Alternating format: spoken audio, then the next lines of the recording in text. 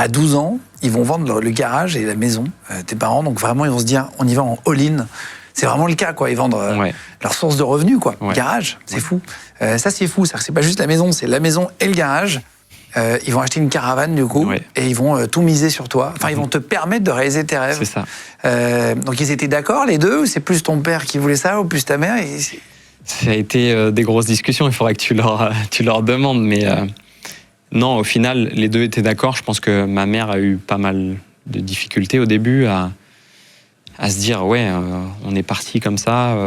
Il va falloir aussi qu'ils suivent un cursus scolaire différent de la normalité, parce qu'il a fallu que je suive au CNED. Il a fallu que je suive le CNED.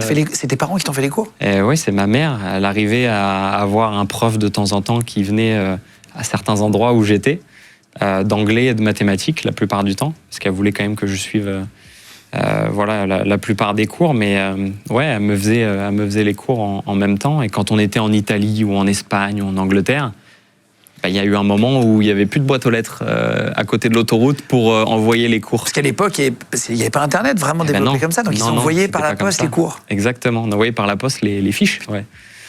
Et j'ai l'impression d'être vieux quand je dis ça. T'inquiète, on est toujours le vieux de quelqu'un et le jeune de quelqu'un. C'est un principe de base. J'ai que 28 ans, mais oui, c'est vrai que ça fait un moment. Le monde évolue très vite. Ouais, c'est clair. Tu verras, c'est clair. Tu verras vraiment phrase de connard.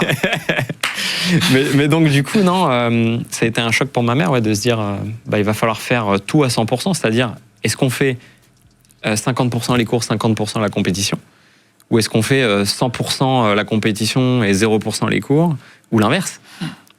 Donc mon père, pour lui, c'était vite vu, parce qu'avec les résultats qu'on faisait, etc. Et pour moi, forcément, ce que je voulais, c'était continuer le sport auto. J'incite aucun jeune à faire ce qu'on a fait, parce que les cours, c'est très important, il faut suivre.